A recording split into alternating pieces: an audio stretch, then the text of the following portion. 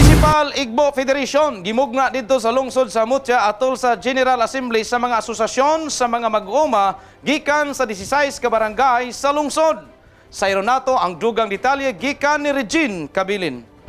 Tungod kay nagkakusog ug nagkadaghan na ang Egbo, sa unang higayon gihimo ang General Assembly kung pagporma sa usa ka Municipal Egbo Federation dinhi sa lungsod sa Mutya. Tungod kay nagmalampuson sa gipasiugdahang programa sa probinsya nga Enhanced Gasang Bandianon sa Umahan o Egbo Program, gihimo ang usa ka General Assembly sa mga mag-uuma sa 16 ka mga barangay sa lungsod sa Mutya aron sa pagtukod sa kinahanglang Municipal Egbo Federation sa tibuok probinsya. Ang 16 ka mga barangay nga moporma sa maong federasyon gilangkuban sa Barangay Alvenda, Barangay Beneserte, Barangay Dilan, Barangay Julen, Barangay G. Bergado, Barangay Hedtipan, Barangay New Siquijor, Barangay Newland, Barangay Pasorio, Barangay Poblasyon, Barangay San Miguel, Barangay Santo Tomas, Barangay Tinglan, Barangay Tutungon, Barangay Tubak ug Barangay Unidos.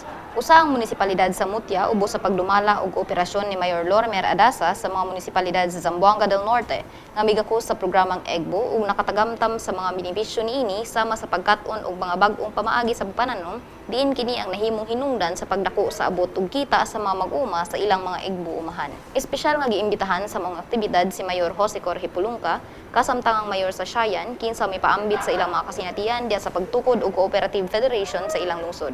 Sa mensahe ni Evelyn Tangoy, iyang gipaabot ngadto sa mga mag-uma nga sa pag-asenso, kanunay ang mga pagsulay ug kapakyasan busa ang angay lamang nila nga buhaton mao ang pagbalik sa pagtindog ug pagpadayon aron sa ingon ni ana sila magmalampuson. Kaya successful no nakita nato sa pag-amuma ako sa cooperative.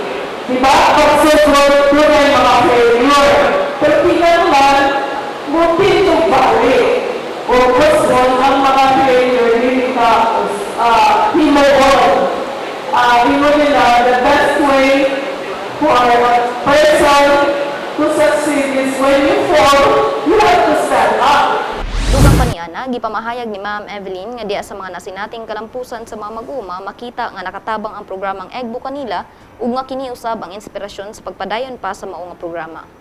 Sana kung makita ang Igbo na tinuod na nakatabang sa mga katawan. Kung makakay maglugdan, nga inspiration, because sa inyo, kapag mismo ang among inspirasyon, ayaw ipagpadayon namin ang Igbo.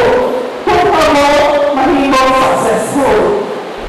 Ang naisgutang panagtigom gidaluhan usab nila Executive Assistant Mr. Joey Bernad, Provincial Agriculturist Ms. Mabel Bustelino, former Municipal Mayor of Polanco Honorable Pinpin Uy, Retired General Angelo Sunglao, Dipolog City Councilor Proxy Rubia ug First District Coordinator Mr. Tata Campus. Gikan dinhi sa lungsod sa Mutya, kini si Regine Cabilin alang sa Zamboanga del Norte Provincial News Network. Ang dapig sa kamatuoran, duyog sa kalambuan. Tawhan ning atong lalawigan sa Zamboanga del Norte aron ma-update kamo sa tinuod nga mga balita ning atong lalawigan. I-like ug i-follow lamang ninyo ang Facebook page sa Provincial Information Center sa Zamboanga del Norte ug i-share kining maong mga balita aron daghan sa atong mga katawhan makabalos kamaturan kung unsa na ang dagan ning atong katilingban. Mag-comment usab kamo aron among may bal-an ang inyong mga mulo ug opinyon. Sinana nga pagi mapadayon ang kahapsay sa pagdumala o pagdala sa rinda ning atong pagamahanan. Kini ang Igbo Agribalita Chris Sapong nga maghatod kaninyo sa tinuod nga mga balita para sa ZNPNN ang topic sa kamaturan, tuyog sa kalambuan.